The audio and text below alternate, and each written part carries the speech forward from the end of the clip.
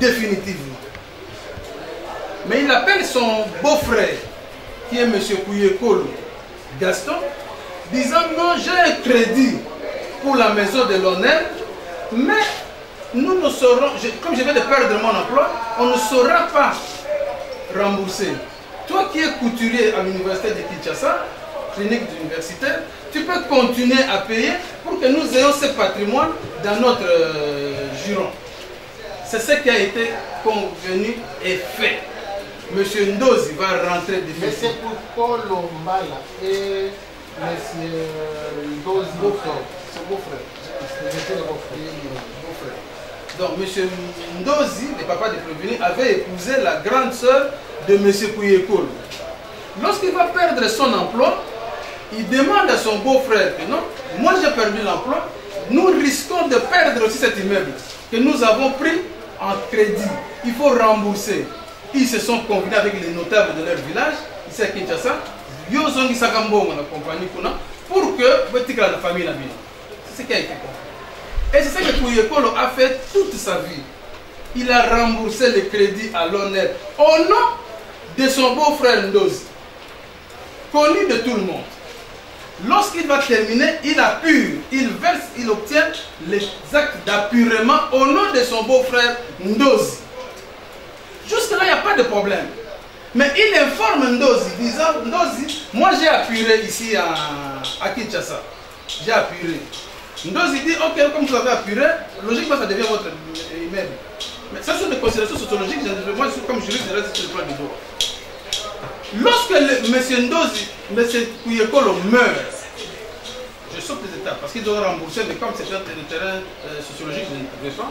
Lorsque M. Ndozi Kouyekolo meurt, les notables réunissent ces deux enfants, les enfants de Kouyekolo, de son beau-frère, et les enfants de celui pour qui on payait. Ils disent, mettez-vous ensemble. L'histoire de cette maison, vous la connaissez. Le crédit était au nom de Ndozi, mais c'est Kouyekolo qui a payé. Maintenant que les papas sont tous décédés, mettez-vous ensemble, vendez l'immeuble et séparez-vous, parce que ça risque de vous créer des ennuis. Les enfants se réunissent, monsieur du tribunal, monsieur le procureur de la République, ils établissent un protocole d'accord que j'ai versé au dossier. Ils établissent un protocole d'accord. Ils prennent ce protocole d'accord, ils amènent au bureau du quartier, disant, cette maison-là, nous allons la vendre. Et nous mettons les critères de partage d'argent dans les documents. Ok, le chef du quartier reçoit les documents. Maintenant, un des locataires, le vendeur, a habité là-bas comme locataire de notre l'acheteur de l'immeuble aujourd'hui, a habité cette concession, cette parcelle-là, comme locataire, avant de devenir ambassadeur, de s'envoler ailleurs. Il a habité là-bas, il connaît cette histoire. Il vient prendre la part de... C'est lui qui a créé le désordre. C'est comme ça son avocat vient aujourd'hui. Il connaît que non, cette maison appartient aux deux familles. Ils cherchent un vendeur. Lorsqu'il apprend ça, il tire d'un côté les enfants Ndozi, leur disant non, le pas nous a comme on a dit non, bon doubler Bawana. C'est lui l'auteur de tous ces intellectuels. Il tire les enfants de Ndozi d'un côté, il va voir les chefs du quartier pour soutirer. Lorsqu'on envoie maintenant les oppositions, on apprend que non, il y a une machination qui est en train d'être montée. Tout document envoyé au bureau des quartiers, le chef de quartier ne reçoit plus. Il est dans les coups. Il est dans les coups. Il soutire les protocoles d'accord, il soutire toutes les correspondances qu'on verse au dossier, et là, le vendeur vient verser l'argent. Disant, Ezayabino, c'est en votre nom. Les protocoles, nous allons attaquer ça. C'est ce qu'ils ont fait. Malheureusement, je suis désolé que nous avocats, nous impliquons dans cette affaire. Lorsqu'on soutire et on verse l'argent, qu'est-ce que les enfants Ndozi font, les prévenus? Ils saisissent le parquet de grande instance ici contre nos clients. Disant non, ils ont établi un faux document. Ah, il faut les arrêter. Et des mandats d'amener tombent en désordre. Lorsqu'on présente un magistrat sérieux et intelligent, il dit non, ce protocole d'accord, non, le dossier ici est civil. On ne peut pas l'arrêter. Le parquet ici classe les dossiers. Le parquet de grande instance classe les dossiers. Ils amènent le dossier au parquet général. On est saisi le parquet général. Aujourd'hui, mandat d'amener, on va arrêter notre client. Non, Manu militaire est amené au parquet, non, parce que tu as signé un protocole d'accord. Lorsqu'on explique jusqu'au procureur général, non, il classez-moi ces dossiers. Finalement, c'est quoi? Finalement, c'est quoi? Pourquoi vous faites de la ruse? Vous avez vendu à combien? Devant le parquet général. Le procureur général lui-même et les magistrats instructeurs, ils passent aux aveux, nous avons vendu à 95 000 $. C'est comme ça qu'on a classé les dossiers. Et comprenant que ceux qui ont l'argent sont forts en RDC, on a saisi le juge pénal, le juge de fonds. Et on arrive devant le juge de fonds, les clients sont ici, ils disent ne comparaissez pas comme ça, nous allons chercher la remise et faire des dilatoires. C'est comme ça que le premier juge a été saisi sur base de la citation directe de notre client et a rendu son verdict. Maintenant, les autres, les enfants d'os, jugement en main, ils vont appeler l'avocat du vendeur, de l'acheteur. Venez, nous avons un jugement qui nous condamne. C'est ça qui fait que quand Maître Maba insiste, il dit que non, c'est heureusement que c'est moi qui... C'est lui effectivement qui a reçu l'argent. C'est lui effectivement qui a payé. Mais il a mal payé. Lorsqu'il y a un protocole d'accord, et nous avons dit, ils ont acheté quand nous étions au parquet général, en pleine procédure judiciaire, pendant que le parquet général est en train d'instruire, on fait des promesses à qui que ce soit pour que non, le parquet général... Non, c'est comme ça, malheureusement pour eux, la procédure a voulu que la partie qui se sent lésée peut saisir directement le juge de fond. C'est comme ça que notre client a saisi le premier juge et le jugement en est sorti. Maintenant, devant ce jugement, devant l'appel insistant du vendeur, qui au jour d'aujourd'hui, je ne sais pas si le plan déontologique ça représente, vous êtes à la fois avocat du vendeur, à la fois avocat du vendeur, de l'acheteur. Donc vous venez défendre, prendre parti ici. Bon, tout ce cafouillage-là, le juge pénal qui est un juge actif décortiquera, trouvera les actions menées de manière irrégulière, illégale, frauduleuse par les uns et les autres. Monsieur le Président, voici brièvement résumé l'effet de la présente caution en appel. Vous allez examiner, voir à quel point le premier juge a mal dit les droits, vous confirmerez son œuvre. On commence par... Vous voulez aussi développer les faits. Bon, vous avez la parole. Juste les faits. La partie citante, je dis clairement que ces crédits-là étaient contractés par M. Ndozi Félix. Dans les dossiers, parce que j'ai eu à la regarder, dans les dossiers, il est versé certaines pièces, dont l'attestation d'apurement. Aujourd'hui, la question de savoir au nom de qui cette attestation d'apurement-là a été établie. On vous dira, c'est au nom des Ndozi Félix, maintenant dans les dossiers. Deuxième considération, est-ce que au jour d'aujourd'hui, l'on peut produire un acte juridique attestant la cession des droits de M. Ndozi Félix au profit de M. Kuyekolo? Il n'y en a pas. Il n'y en a pas. J'ai apprécié l'honnêteté de mon confrère, que je connais très bien, parce qu'on est liés par le sang. Par le sang. Par le sang, oui. Ah, par le sang. Par le sang. Il sait de quoi je parle. J'ai apprécié son honnêteté lorsqu'il dit qu'il ne voulait pas entrer dans des considérations sociologiques. Parce qu'il est bien conscient du fait qu'il n'existe pas au jour d'aujourd'hui un acte de cession des droits de M. Ndozi Félix au profit de M. Kuyekolo. Il y en a pas.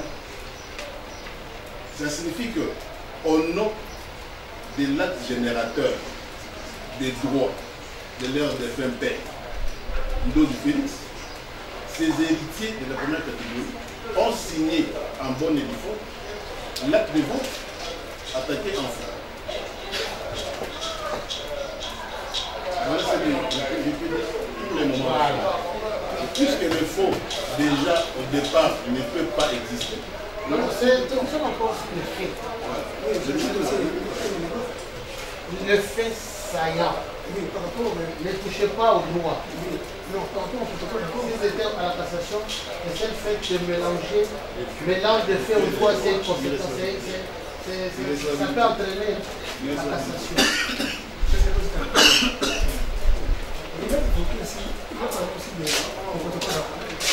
Je voulais justement aimer.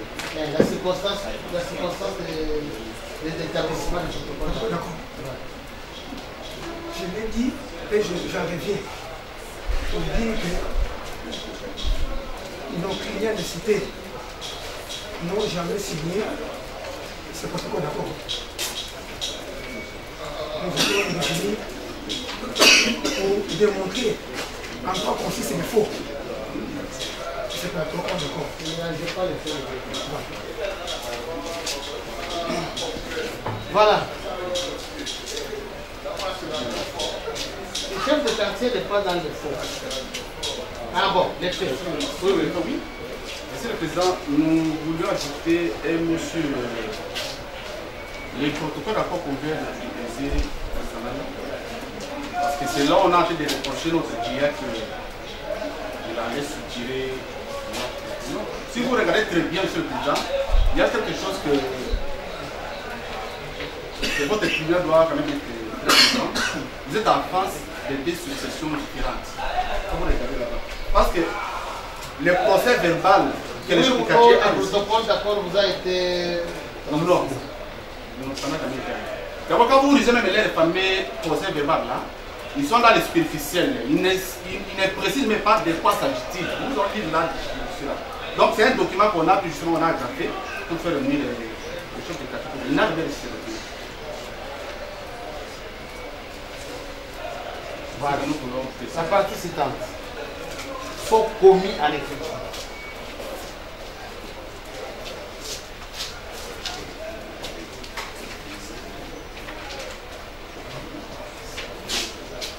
D'abord, quels sont les actes fustigés faux? Bon, au lieu de donner le tribunal, ça il viendra. Vous les déposez sans tenant les examens. Les actes qui sont exprimés. Les corpus delicti. Le corpus delicti, l'acte de vente est dans le dossier. Acte de vente. Acte de vente, quoi encore que vous poursuivez en faux? Seulement. Pour le moment, je suis l'acte de vente. C'est vous-même. Oh non, je suis en train de réfléchir, c'est pour l'acte de vente, c'est pas l'acte de vente. Exclusivement.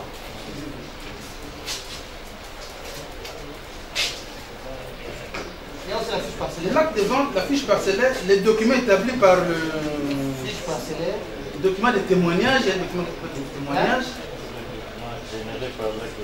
Oui. Non, il faut les citer. L'acte de vente, la fiche parcellaire, Ici, ordonner la confiscation de l'acte de vente. l'acte La de fiche parcellaire établie par le chef de quartier. il y a un document de Ainsi que témoignage. les autres actes y afférents. Il y a un document de témoignage, Document de témoignage. oui, qui est dans le dossier Document de témoignage. Vous considérez seulement les trois actes. Commençons par l'acte de vente. L'acte de vente, il est où? Dans le dossier, Non, mais il y a plein de dossiers, de textes.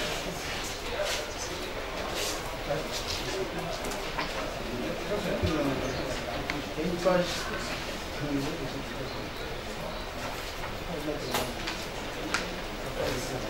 Voilà. Acte de vente. Oui, monsieur le Président, l'acte de vente est faux. Il est où d'abord l'acte de vente? Dans le dossier, nous n'avons pas. La partie citée, vous n'avez pas l'acte de vente compulsé. Vous voyez comment une compulsion, le dossier, c'est trop grand. Hein? Oui, mais vous en avez. Non, non, il doit y avoir. Mais là, c'est la grandeur du dossier que le tribunal est fatigué de chercher. peux chercher quand même. Vous avez fait quel Ah non, c'est ça. C'est important. Nous sommes devant le juge pénal.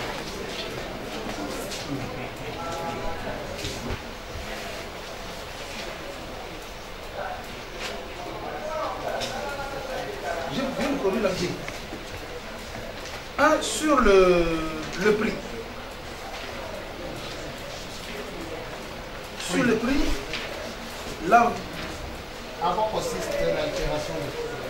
a été effectuée sur cet immeuble au prix de 95 000 $. Mensongèrement, ils produisent un acte de vente qui part de 50 000. Alors que les PV dans le dossier, où les cités ont été entendus eux-mêmes. C'est très important, les déclarations des conseils et des cités eux-mêmes, qui eux ne mentent pas.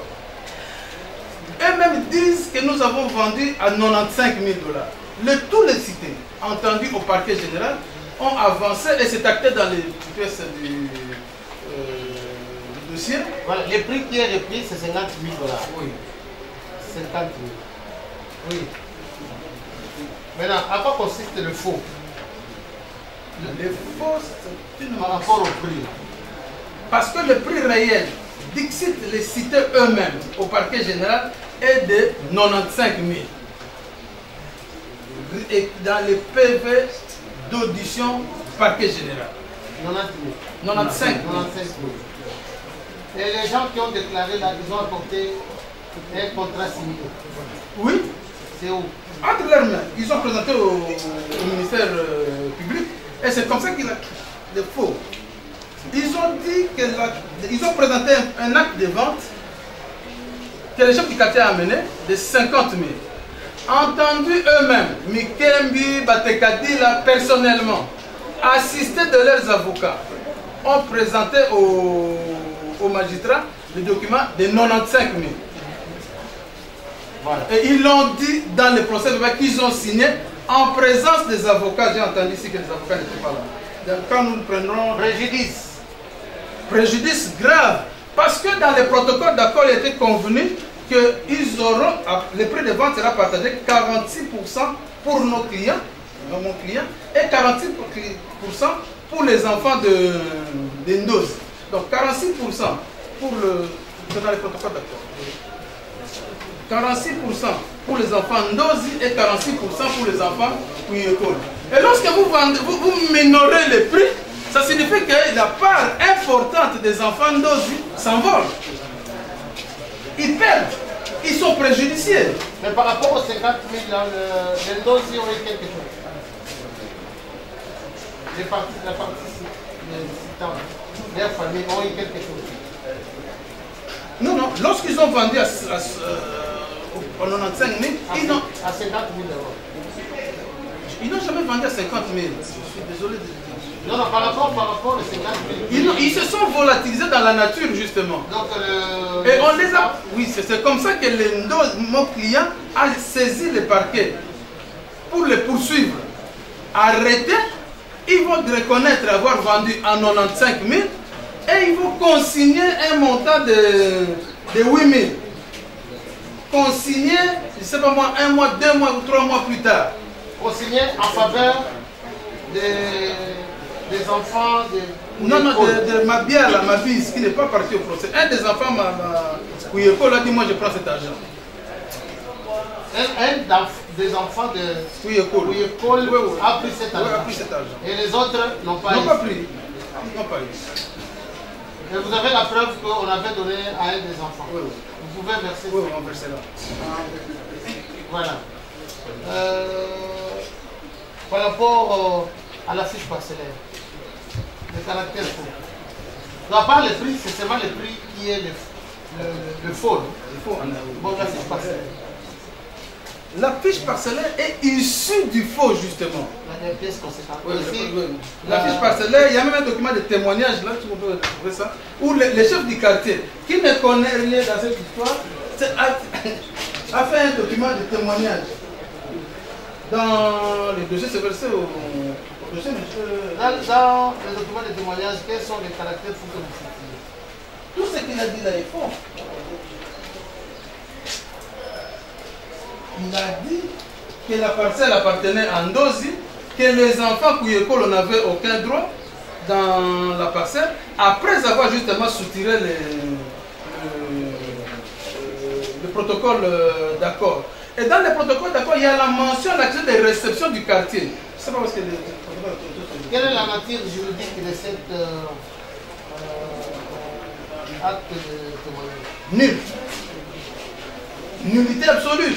Donc ça n'a pas de la force probante.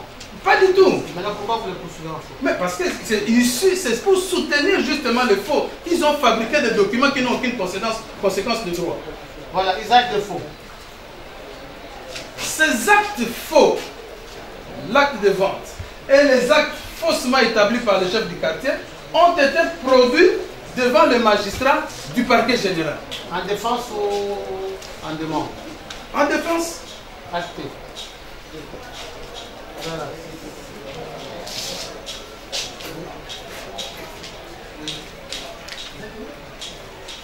Participante, vous confirmez ici qu'il y a eu un acte de vente enseignant le montant de 45 000 $. Ces déclarations ont été faites par le cité devant le magistrat, décidé devant le magistrat instructeur. C'était où? Devant le parquet de grande instance ou le parquet général? Devant le parquet général. Et c'est acté dans les PV du dossier du parquet général versé aux autres dossiers du tribunal ici. Vous avez levé copie? Nous avons levé copie, mais il y a un confrère qui a le dossier qui malheureusement n'est pas encore arrivé.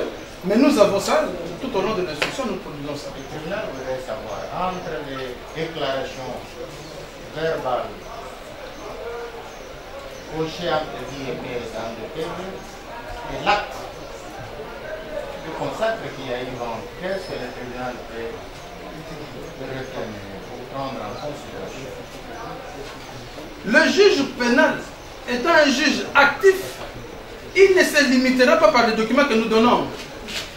Ici, nous avons l'acte authentique, les PV du magistrat du parquet.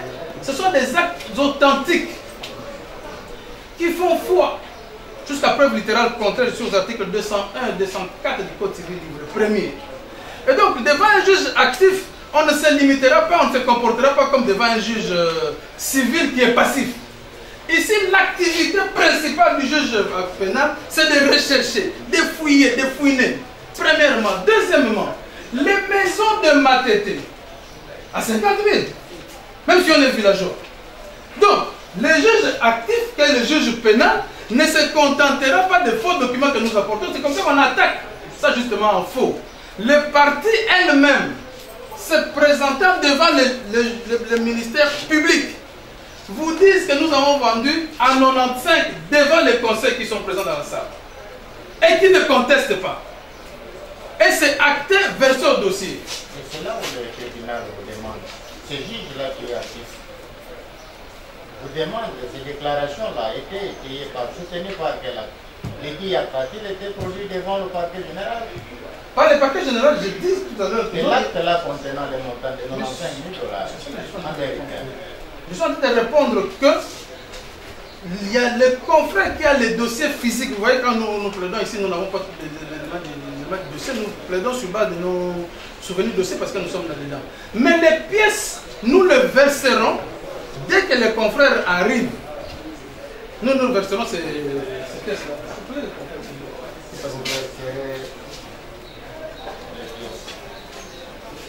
Voilà. Nous lisons le protocole d'accord. En 2024, le 20,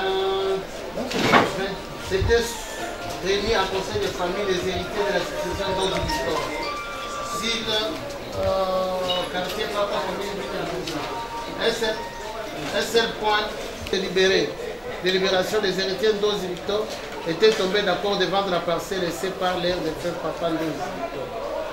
C'est ainsi qu'il avait désigné M. Ndozi Félix comme liquidateur. en vue de s'occuper des opérations de vente de la parcelle, les sociétés des opérations doivent être même dans une parcelle dans une parfaite transparence. Témoin. C'est ce que vous avez le protocole d'accord? Non, non. C'est où? Je vous ai montré le protocole d'accord. J'ai même versé.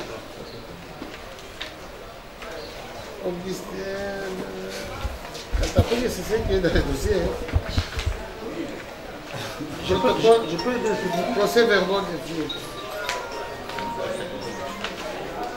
Le protocole, c'est ça. Vous avez. Le protocole d'Abigui, ceci signifie de sous-signer la première part. Attendu que les deux sous-signés sont héritiers de la première catégorie et la deuxième catégorie de la succession ou école Gaston. Ainsi, les premiers derniers étant tous majeurs d'âge, que les deux sous-signés acceptent de vendre la parcelle quartier dans la commune de Matete portant le numéro d'attestation d'appellement. L'acte de vente sera signé par Luzo Lombac Augustin pour les sous-signés de première part et Ndozi Matentila sera fait pour... Est-ce que l'acte ici a été notarié? Bon, réplique d'abord maintenant. D'abord, on commence par les faux. D'abord, altérer la vérité dans l'acte de vente. L'acte de vente lui-même n'est pas... est attaqué subséquemment. En fond, c'est... Vous êtes reproché d'avoir altéré la vérité dans l'acte de vente. L'acte de vente du 18 février 2025. C'est ça, hein? Oui. Voilà. Donc c'est hier ici. Il n'y a pas longtemps. Voilà. L'acte de vente en est autre qu'au prix réel.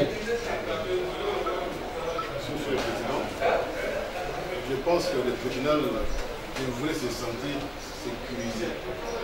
Il n'est pas sécurisé. Devrait se sentir sécurisé. D'autant plus qu'il a en face de lui la personne dans laquelle le prix a été laissé sur son compte bancaire. Et bien de spéculer votre honneur. Je vous prie de bien vouloir regarder les relevés bancaires, qui est assez éloquent sur les prix réellement versés.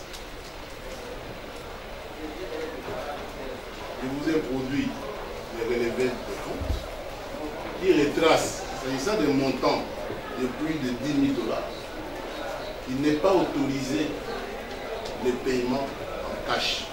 Ça, c'est connu par rapport au blanchiment du capital. Ainsi que cette transaction a été faite par voie bancaire. Vous remarquerez qu'il y a un mouvement de 50 000 $ qui est fait ou qui était fait en faveur de la personne qui avait représenté tous les vendeurs. Je peux accéder à l'acte de vente attaqué, s'il vous plaît.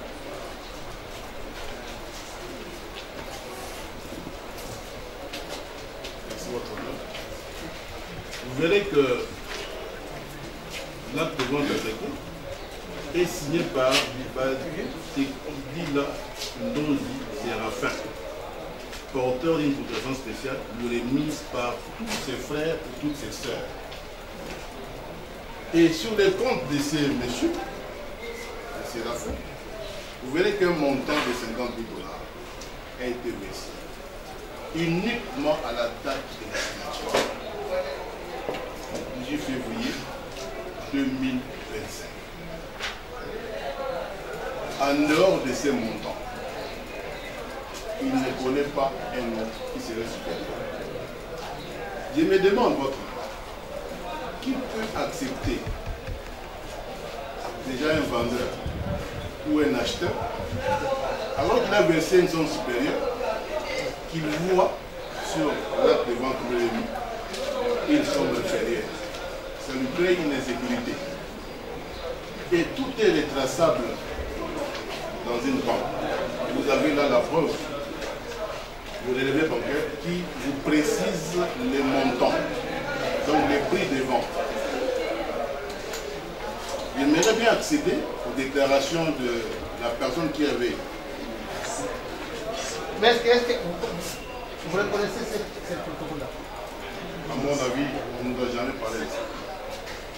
C'est peut-être que les autres confrères peuvent dire quelque chose. Il y a ces protocoles d'accord-là, ne précise pas les prix. Ne précise pas les prix de vente. Les protocoles d'accord précisent, entre guillemets, les pourcentages dispatchés entre les signataires, pas les prix. Donc on ne peut pas partir de ces protocoles d'accord pour arriver à la conclusion que les prix réels, c'était 95 000. Voilà, donc rien qu'avec ça, disons qu'il n'y a pas eu altération de la vérité quant au prix, d'autant plus que c'est un prix traçable par voie bancaire. Et la preuve, elle est là. Nous ne savons pas dans quelles circonstances au parquet, Madame Yvonne et autres auraient déclaré 60 000 ou 95 000. Nous ne savons pas. Est-ce qu'elle était assistée? Est-ce qu'elle n'avait pas pris peur de l'arrestation? Ce sont des réalités. Ils signaient 4. Et elles sont où les deux? Ils sont en vue. Tous sont en vue. Tous sont en vue. Vous imaginez, elles sont là. Nous ne savons pas dans quelles circonstances ils se sont présentés au parquet général. Il semble que c'était par mandat d'amener. C'est vos clients, non? Oui. C'était par mandat d'amener. Voilà. Parlez maintenant. Vous imaginez, votre honneur, c'est l'instruction. Oui, mais le tribunal a compris. S'il vous plaît. Les questions, la question, vous répondez. Pas Pas de longues explications. Vous imaginez quelqu'un qui a... Connaissez-vous ce protocole d'accord? Moi, je l'ai dit au début qu'on ne connaît pas ce protocole d'accord. Je dis, on ne connaît pas ce protocole d'accord. Ça, c'est un faux. Vous comprenez? Monsieur le Président, d'accord. Si nous devons décortiquer les fameux protocoles d'accord, permettez-moi de continuer. Rubrique préambule. Attendu que les deux sous-signés sont héritiers de la première catégorie et la deuxième catégorie, attendu que les deux sous-signés sont héritiers de la première catégorie et de la deuxième catégorie de la succession Ouyekolo Gaston, qu'ainsi ces derniers étant tous majeurs d'âge et autonome ainsi des structures d'indivision. Mais non, monsieur le Président, Ouyekolo, c'est l'oncle maternel des cités. Ouyekolo Gaston. Nos clients des cités, leur père s'appelle Ndosi Victor. Ils ne sont pas héritiers des premières catégories de Ouyekolo. Non. Mais pourquoi ils ont accepté qu'ils aient sorti de la vie? Non. On dit que... Est-ce que vous reconnaissez cette... Non, on ne reconnaît pas ça. Comme la parole encore des autres côtés, sur la connaissance du niveau de ce protocole d'accord, l'estimé confrère vient de dire que c'est à raison.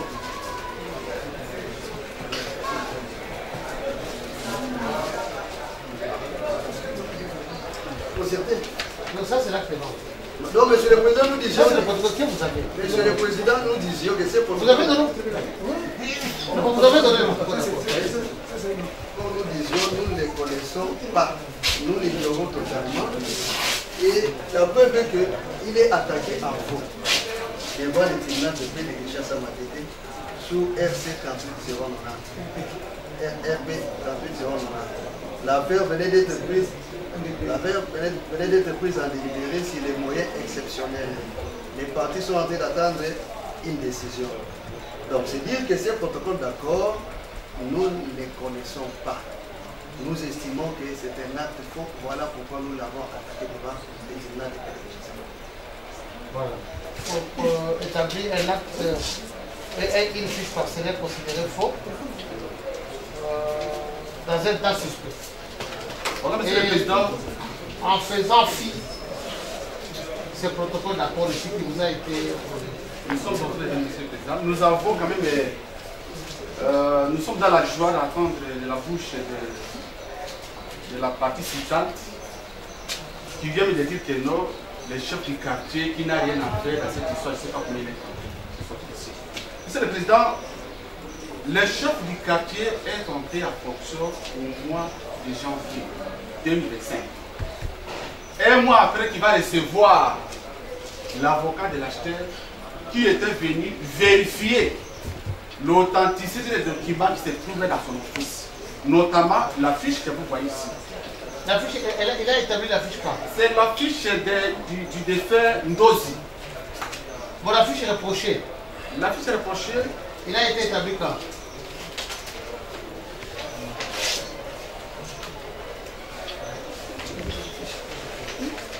nous sommes encore dans l'historique avant d'y arriver là-bas. Il n'y a La pas fiche d'historique. Ici, c'est l'instruction. Oui, mais monsieur le Président. Il a été établi quand? La date n'est pas...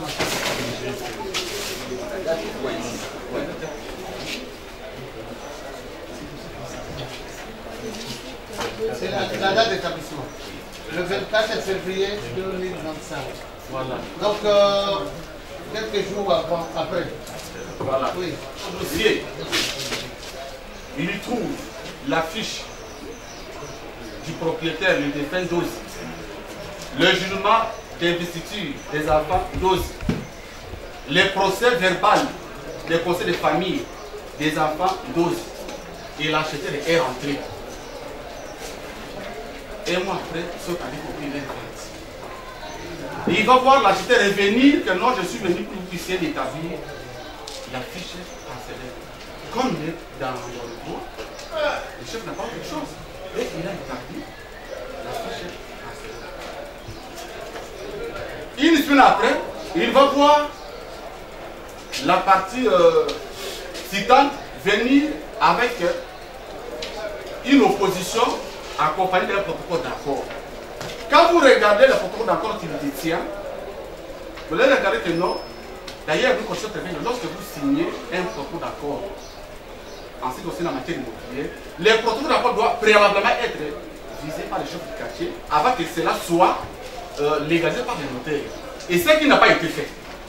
Et le chef du quartier, jusqu'au jour où il a été invité à comparaître au parquet général, qu'il s'est rendu compte qu'il y a un protocole d'accord. Qui naturellement, il n'a jamais vu ça. Vous regardez, dans les procès verbaux de famille, on ne vous dit même pas de quoi s'agit-il. Les procès verbaux de famille de la famille Cuécole.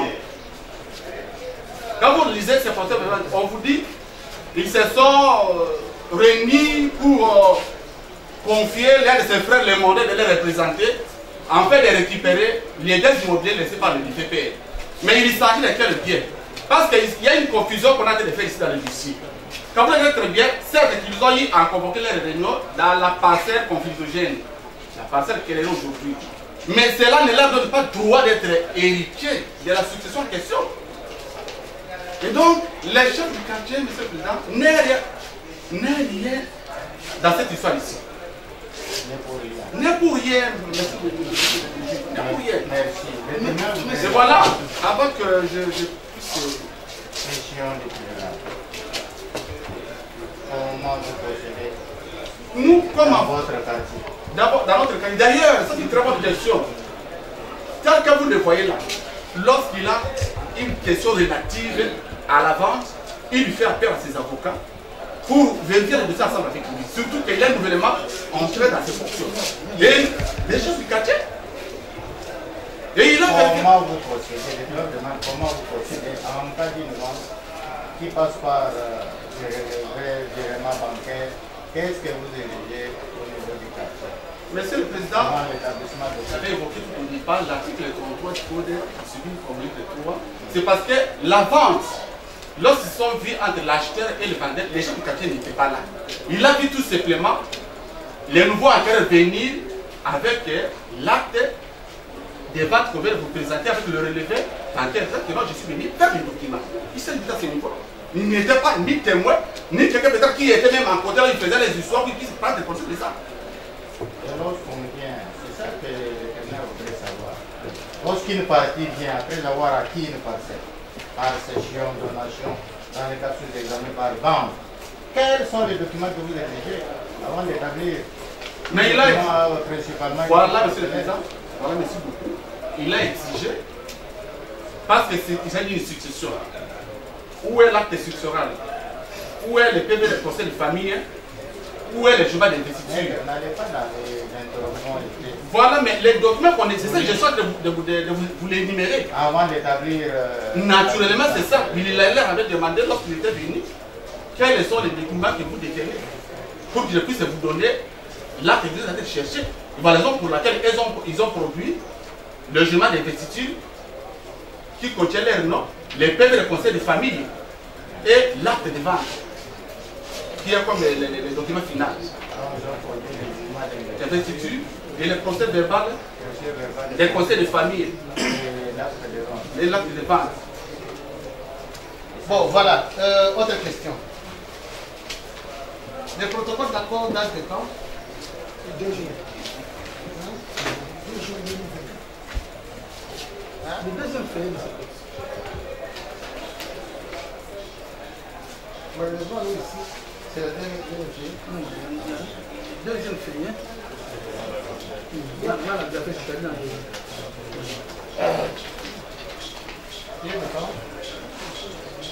D'accord, pour être signé, il y a tout un processus qui préside à sa signature, aux négociations, aux accords. Si le tribunal ne trouve pas d'inconvénient, je peux mettre les audios échangés entre les membres de famille avant la signature de ce protocole d'accord. Parce qu'on entend ici que le protocole d'accord est ignoré. S'il est ignoré des avocats, mais en tout cas des parties, oui. Parce que lorsqu'ils échangeaient, ils envoyaient des audios, les enfants Kouyekoul et les enfants Ndozi, pour justement signer le protocole d'accord. Si le tribunal ne trouve pas d'inconvénient, je peux mettre cet audio-là. Je suis venu avec le matériel adéquat pour que le tribunal entende les parties s'y prononcer. Nous d'abord les termes du protocole. Pas de problème. Le cachet ici,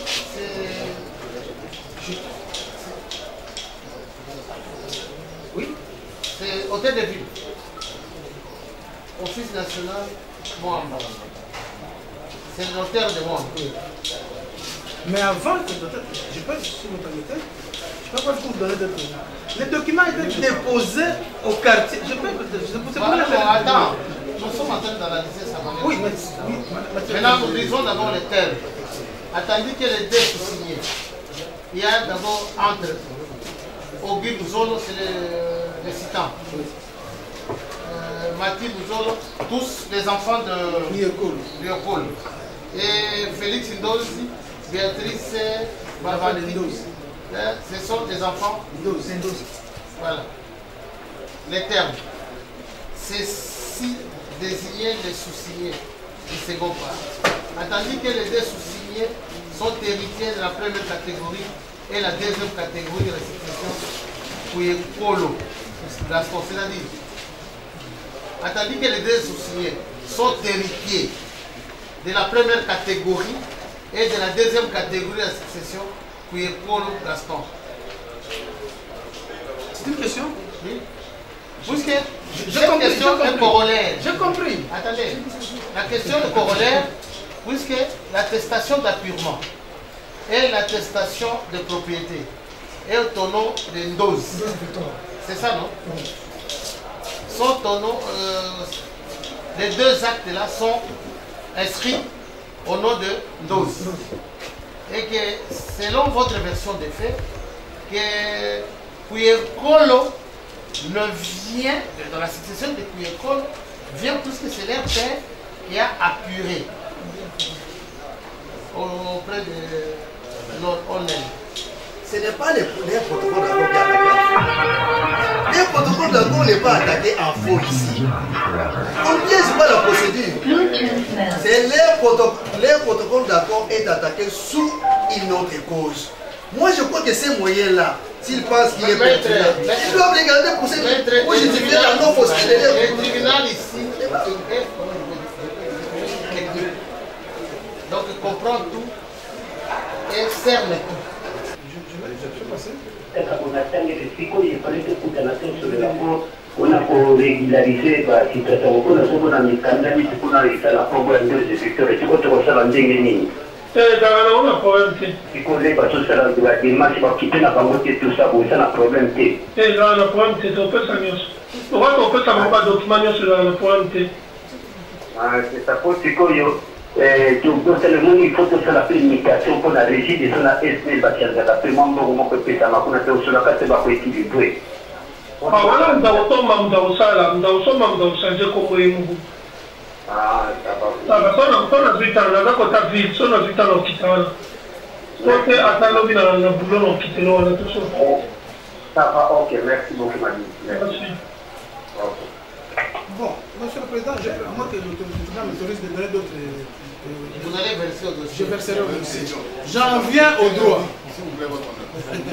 À 9h jusqu'à 12h. Merci, monsieur le président, pour la parole.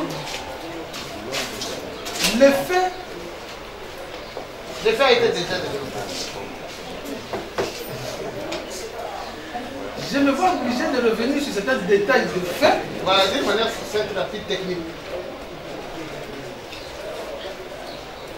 Les enfants Kuyekolo et les enfants Ndozi, principalement, n'ont pas de problème. Ils se sont convenus de vendre l'immeuble et de se partager les prix. Et pour cela, ils ont fait un acte, un protocole d'accord.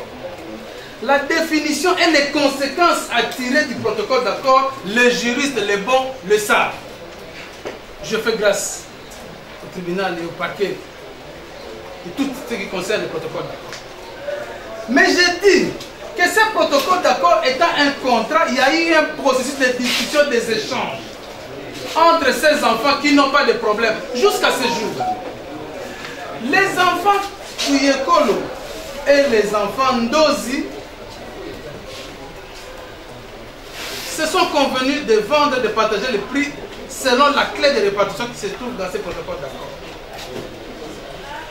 Et je prends l'engagement de mettre à la disposition du tribunal les échanges qui ont présidé la conclusion du protocole d'accord. Les vendeurs, l'acheteur, connaissant les méandres de cet immeuble, vient sournoisement voir les enfants Ndozi pour les persuader de la violation du contrat et de la présence des avocats pour contrer les enfants Kuyeko. C'est là le problème. Le problème dans ce dossier, c'est nous les avocats qui avons créé. Et le problème, c'est nous parce que nous ne voulons pas faire comparaître les clients ou nos clients parce qu'eux disent la vérité. C'est comme ça que les avocats entrent en scène, ils créent le désordre. Et ils en pâtissent aujourd'hui. Ceci dit, je peux résumer comme ça le fait de la présente cause. Ils établissent un acte de vente où ils donnent, minorant le prix d'une parcelle à Matete à 50 000 $. La mention mensongère dans un écrit, c'est ça le faux en écriture. Le faux en écriture, par définition, c'est l'altération de la vérité dans un écrit qui cause préjudice. Et nous y sommes. Lorsque vous minorez le prix de vente, qui devait avoir le prix de 200 000, le 46% représente un certain montant. Lorsque vous minorez les prix, vous préjudiciez les autres. Et donc, altération de la vérité qui a pour conséquence de préjudicier les droits de mes clients. Et pire, aujourd'hui, non seulement qu'ils ont voulu préjudicer les droits de mes clients, ils disent même ne pas reconnaître cela. Je vais plus loin, je suis devant le juge pénal qui est actif. Quel est le comportement d'un citoyen lambda normal, d'un bon père de famille, devant la justice, devant le procureur de la République, qui n'a pas encore tranché, vous vous vendez. Vous saisissez le parquet, disant que l'acte ici est faux, pendant qu'il est en train d'instruire, vous vendez. C'est un respect. Ça, c'est respecter la justice congolaise. D'autant plus jusqu'au jour d'aujourd'hui, l'acte là n'est pas attaqué à faux, n'est pas annulé. Donc il est valable. Mais vous vendez. Je dis que le faux en écriture se fonde essentiellement sur le mensonge. Le mensonge. des montages grossiers en vue de contourner la vérité. Nous y sommes, l'acte de vente est un faux en écriture patent. Mais j'ai entendu lors des instructions dire que non, voici, nous avons versé, oui, mais je peux recevoir 200 000 de mon client et je vous donne 50 000. Mais ça ne signifie rien, je ne sais pas pourquoi on a soulevé cet argument-là. Pour les lunettes du président, si je peux recevoir 10 000 de mon client, je lui donne 1000. Et donc je ne peux pas venir avec l'acte de 1000 là pour entrer. Non, c'est devant les juges civils que ça va passer. Devant les juges pénals, non. C'est ça les faux. Et de ces faux-là, dont ils ont vendu, minorant les prix, ils sont allés voir les chefs du quartier. Le chef du quartier, quant à lui, il reçoit les oppositions. Monsieur le Président, dans le dossier de pièces de l'opposition, nous avons même fait des oppositions lorsque nous étions consultés. Nous écrivons au chef du quartier. Mais il refuse catégoriquement de réceptionner les documents. Votre chef du quartier, réceptionnez tout ce qu'on vous donne. Et appréciez. Dans une des oppositions faites, je dis parce que je suis intervenu plus tard, pour dire que non, qu'il contraigne les chefs du quartier à réceptionner les documents, les oppositions à la vente. Et c'est dans le dossier du tribunal. Il a refusé. Pire, il a enlevé ce qui existait. De telle sorte que la mafia est venue pour dire que nous n'avons pas vu l'acte le protocole d'accord. Mais qui va vous croire? Parce que si vous n'aviez pas vu à ce moment-là, mais avant de vendre, vous l'avez vu au parquet de grande instance de Matete. Avant de vendre, vous l'avez vu et même attaqué au parquet général. Et le magistrat du parquet vous a dit que non, ça n'est pas le cas. Et malgré ça, vous vendez. C'est de la têtudesse, c'est du banditisme, qui ne peuvent pas rester impunis. Voilà, j'ai l'opposition, ou dans un des paragraphes, de nous contraindre le chef du quartier à recevoir les documents qu'on lui envoie. Et donc je mets ça à l'intention du parquet. Donc, lorsque vous refusez de réceptionner les documents, pour qu'enfin vous puissiez vendre dans la clandestinité, dans la fraude, vous consommez l'infraction de faux en écriture. Et bien l'usage de ces faux naquit d'autres faux. On va établir les fiches parcellaires, on va établir les documents de témoignage que j'ai vus qui n'ont aucune incidence en droit. Aucun impact judiciaire en droit. Il n'y en a pas. Mais on fabrique des documents, vous êtes chef de quartier, vous témoignez quoi? On dit même que les protocoles devaient être avalisés ou pourquoi? C'est un document entre parties. Et nous avons déposé et au quartier et devant les notaires. Et maintenant le notariat est dans le dossier. L'usage de faux. Toutes ces pièces fausses, concoctées par eux, utilisées par eux, ils l'ont utilisé pour aller devant le procureur de Matete, grande instance, qui a dit non, non, ça ce n'est pas une infraction. Allez résoudre ça, vendez avec vos frères et sœurs. Ne violez pas, ça ne sert à rien. C'est comme ça qu'ils iront au parquet général. Un mandat d'amener, quand on a arrêté, c'est notre client qui était aux arrêts. Avec des promesses, lorsque nous allons vendre, nous vous donnons ceci, nous vous donnons cela. Le magistrat a refusé et c'est comme ça que la part s'est retournée. On a arrêté les autres en réaction. Et vous avez signé un protocole d'accord que vous reconnaissez. Vous au fond de la Mamoni. C'est comme ça qu'il a arrêté Batekadi là et il a arrêté madame la Mikel. Arrivé devant le procureur procureur général. Batekadi a dit que nous avons vendu à 95 000. Les documents pas de 50 000, c'est faux, nous avons vendu à 95 000. J'ai dit en juriste que les documents du procureur général et même du procureur de grande instance, par rapport à un document fait par un avocat, les documents faits par le procureur général vaut plus. Est-ce qu'un acte authentique, dit des articles 201 204 du Code civil livre 3, font foi jusqu'à preuve littérale contraire. Si j'étais en France, j'allais dire jusqu'à l'inscription en faux. Mais ici, jusqu'à preuve littérale contraire. Et donc, le parquet général vous dit, il conteste. Donc, vous avez vendu 95 000, oui. Et vous avez donné combien là-bas? Rien. Mais c'est pas normal. C'est comme ça, c'est dans la suite de ces interrogations qu'il y a une consignation d'une somme de 8. Ils ont dit de manière humanitaire. Mais qui sont-ils? Combien ont-ils? Pour ne pas répondre comme un musicien a dit que s'il me prête tel montant, il me restera avec combien? Ils ont combien pour donner de manière humanitaire? À ceux qui refusent, la question intelligente du tribunal, ils disent, mais vous voulez donner de manière humanitaire, par pitié. Les types refusent, vous consignez, vous trouvez que c'est normal? J'ai suivi la réponse, j'ai cru que vous avez une partie de comédie en pleine procédure.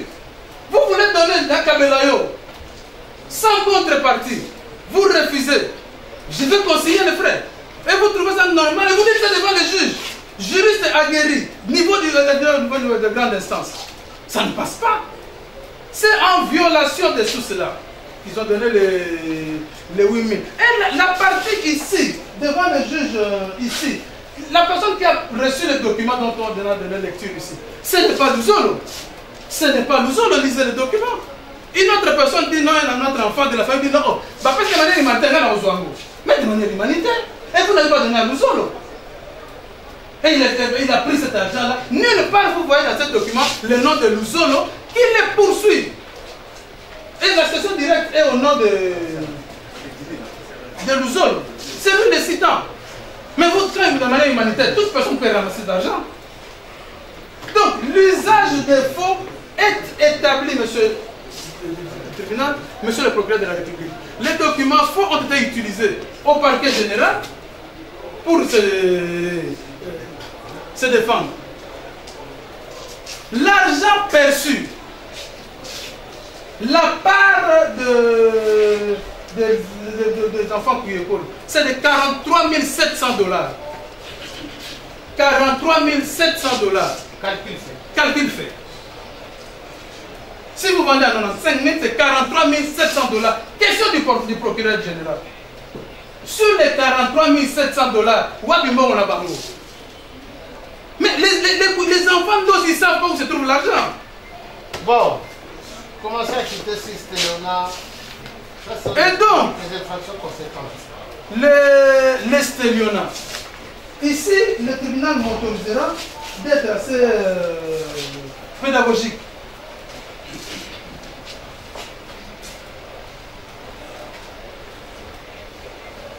L'article 53 du Code civil, livre 3 du Code civil, comment on acquiert le bien?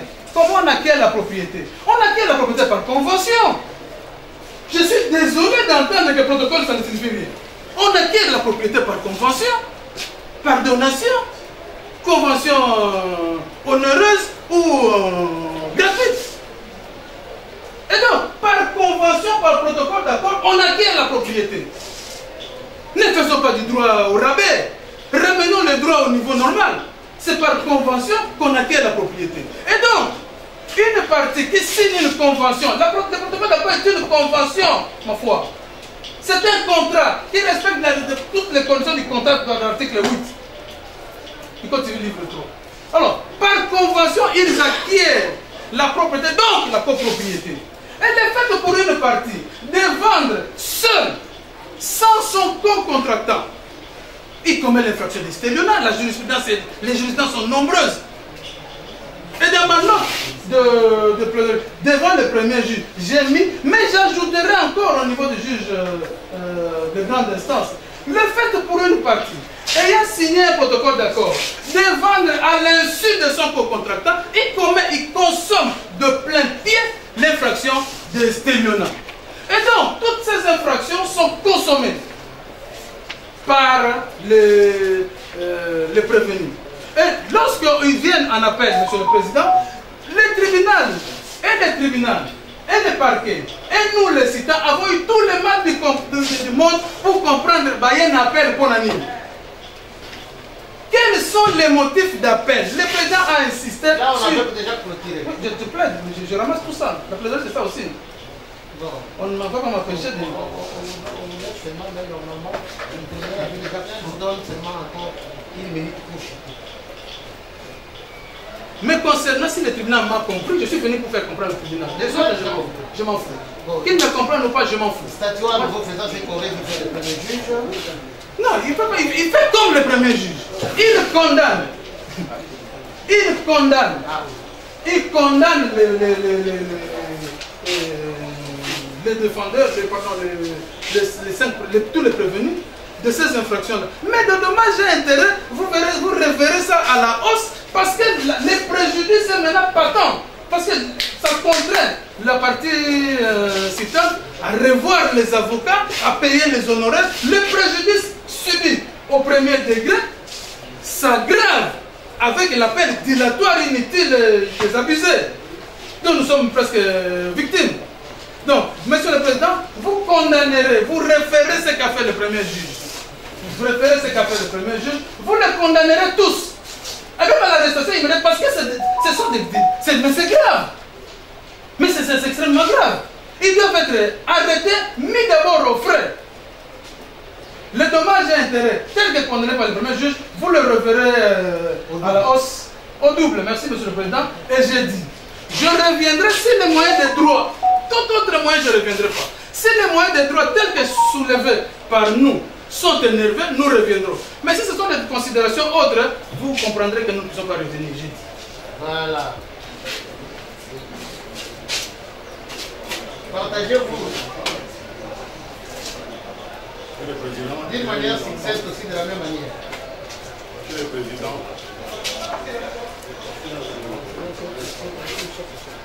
les droits pénals ne sondent ni les cœurs, ni les reins. Vous êtes en face des pièces qui parlent d'elles-mêmes. Premièrement, vous avez dans les dossiers une attestation d'appurement honnête qui porte un nom précis. Ndozi Félix, Ndozi Victor, je veux dire, qui n'est personne d'autre que les pères biologiques de nos clients. Il avait travaillé toute sa vie et a réussi à apurer un crédit et a obtenu cette maison en contrepartie du crédit apuré. Il décède, il laisse derrière lui des enfants.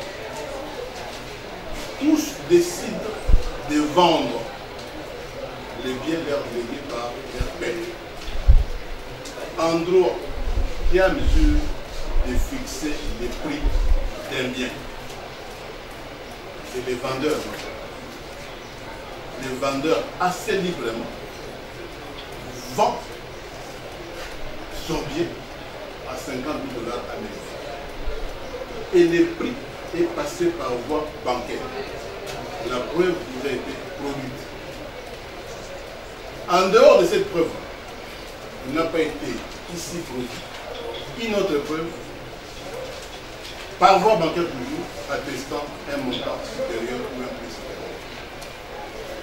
C'est ainsi que M. Dionga a eu également à signer l'acte de vente et entrer en possession de son bien. Il a pu obtenir du chef de quartier les documents nécessaires. En aucun moment votre honneur, le prix des ventes peut être considéré comme une fausse déclaration. Dès lors qu'il s'agit d'une vente qui avait été opérée par voie en cours. Donc il n'y a eu aucune altération de la vérité par rapport au prix des ventes. En ce qui concerne les déclarations faites au parquet général pour la Cour d'appel de Vitesse, vous avez remarqué que les cités n'étaient pas assistées. Pris par mandat d'amener, pris de panique, ils ont été contraints sur le procureur général de consigner 8 000 $ américains en faveur de leur cousin, Mabise, qui a reçu l'argent, au nom et pour les comptes de M. Luzolo Augustin, la partie citante. Les déclarations étaient consignées par l'équipe. Je crois que dans les dossiers dialogue, ça fait partie d'un même dossier. C'est pour dire que, aussi longtemps qu'il n'y a pas eu altération de la vérité par rapport au prix, on ne peut pas considérer que l'acte de vente attaqué en faux, laissé, ce n'est donc pas un faux en écriture. Et la conséquence, votre honneur, c'est que vous allez anéantir votre premier juge en toutes ces dispositions, en ce qui concerne l'infraction de faux ou belle écriture. Et par conséquent, vous allez acquitter purement et simplement les cités. En ce qui concerne la deuxième incrimination, l'estélionnat, on ne peut poursuivre une personne d'estélionnat de la condamner en ce cas si et seulement si elle vend un bien immeuble qui ne lui appartient pas. Votre honneur, on n'a pas vu ici un acte de cession des droits émanant des enfants d'ose en faveur des enfants de leur oncle. Il n'y en a pas eu. Il n'y en a pas eu. Parce qu'il n'y en a pas eu. Ils étaient libres de vendre. Et la convention légalement formée, c'est une des droits légalement. Il doit s'agir d'une convention légalement formée. Comment est-ce qu'on fait état d'un protocole d'accord qui est contesté par ailleurs?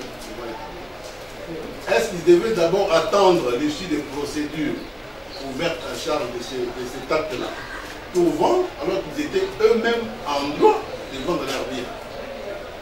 Ça, c'est notre opération. Il n'y a pas de confusion à faire là-dessus. L'abus de confiance. En réalité, le débat porte sur les pourcentages.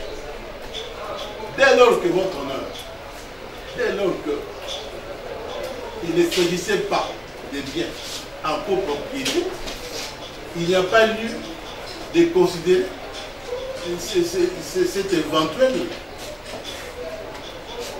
protocole d'accord douteux. Il reste. Qu'est-ce qu'il reste encore? L'usage des faux. Puisque le faux n'a pas été établi du fait de l'inexistence de l'altération de la vérité, on ne peut pas considérer son usage.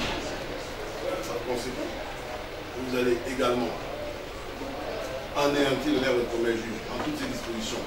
En ce qui concerne les autres interrogations, nous avons dit abus de confiance, stéréonote et usage du faux. Vous allez les acquitter. Et ce serait les droits. En ce qui concerne le dommage d'intérêt, c'est la conséquence du fait qu'en amont, il n'y aura pas eu condamnation du fait des infractions du principe. Il ne peut pas avoir condamnation devant l'État. On va faire mes limites là et laisser la parole à mes confrères pour.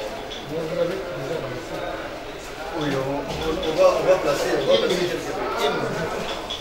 a déjà tout ramassé, les tribunaux là, besoin de prendre. Dans ce cas, je vais pour les. Oui, parce que vous avez compris que la gymnastique qu'on vient de faire était pas votre tribunal aujourd'hui, même la partie citant qui nous a menés ici n'arrivait pas à prouver à votre tribunal à quoi le chef de quartier serait ici. Parce que nous avons énuméré les pièces à conviction qui a permis à monsieur le chef du quartier à établir la fiche à l'acquéreur. Et sur base de ces fiches-là, que la vente a été opérée. Et lorsqu'on a amené l'acte de vente, parce qu'il sait que les héritiers qui ont vendu sont en droit, et lui, il y aurait une quelconque fausseté qui serait dans l'acte de vente.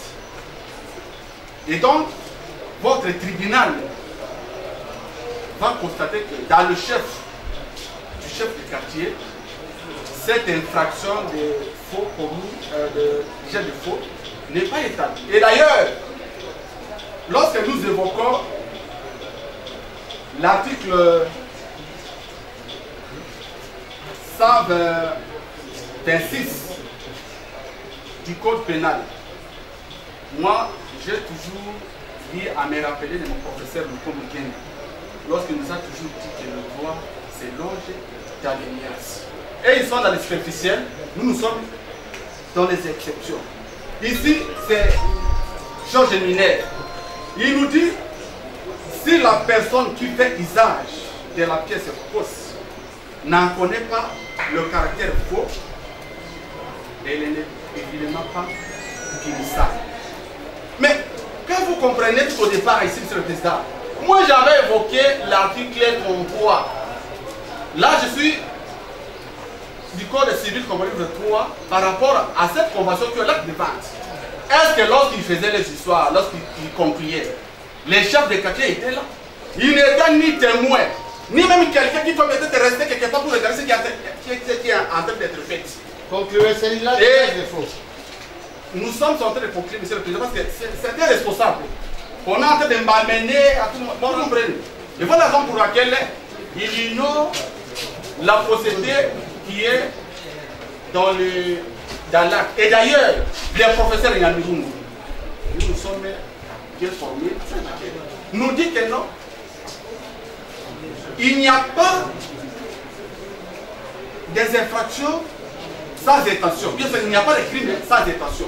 Et donc, votre vice-tribunal ne doit pas servir non seulement à constater l'élément matériel ou légal, mais l'élément moral fait défaut, monsieur le président. Alors, nous démarrons votre tribunal de mettre de côté les chefs du quartier. Il n'est pour rien dans cette affaire. Mon estimé, parce que d'abord, tout ça vient du contrôle des ventes qui est attaqué et qui est un acte social privé. Nous, le criminel, nous l'appuyer dans ces délégués. J'ai oublié notre principe. C'est moitié. Nous. Voilà. Heureusement que le tribunal vient de me compléter. On ne peut pas condamner quelqu'un pour des faits qui ne sont pas préalablement établis par la loi. C'est un principe et sacro-saint. Monsieur le Président, on vous dit ici, la partie citante vous dit que non, les chefs de quartier ont soutenu un document. Est-ce qu'ils ont des preuves à prouver devant votre auguste tribunal que non, les chefs de quartier auraient soutenu un document? Il n'y en a pas jusqu'à ce jour. Et vous allez constater que non, il a fait usage. Pour que l'infraction d'usage de faux et usage de faux soit, il doit y avoir un acte qu'on a fait usage. Quel a été l'acte? Le protocole d'accord prétendument évoqué ici, jusqu'à la preuve du contraire, l'autre partie n'en connaît pas. Et non seulement ça, l'acte de vente, en vertu du principe que les confrères ont évoqué, en vertu du principe, plutôt pas même du principe, mais plutôt de l'article 33, les conventions légalement, quand cet acte de vente, quand ces gens se sont retirés pour vendre la parcelle, les chefs de quartier n'est pas inconditionnel. C'est un fonctionnaire de l'État, monsieur le Président. Il était dans son bureau. Il était en train d'attendre que ces gens viennent sur base de pièces versées au dossier. Et c'est à ce moment-là qu'il a eu à établir les certificats, dans la fiche parcellaire à ces derniers.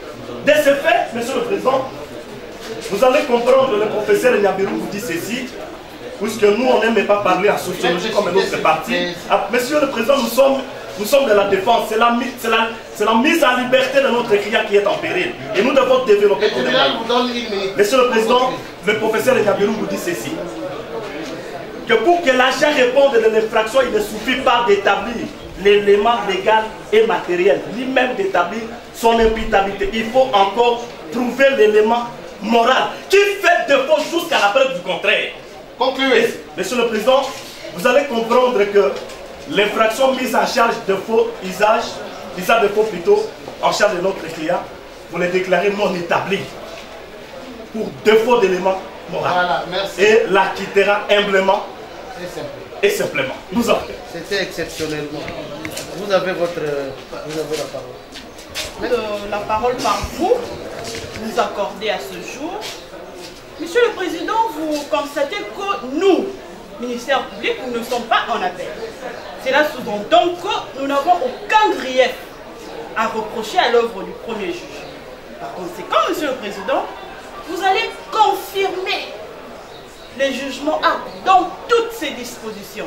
Nous avons dit. Madame le procureur, l'instruction et la plaidoirie a pris beaucoup de temps. Le tribunal s'estime suffisamment éclairé, clôt les débats, prend la cause en délibéré pour se prononcer dans les délais de la loi, c'est-à-dire tout au plus tard au 13.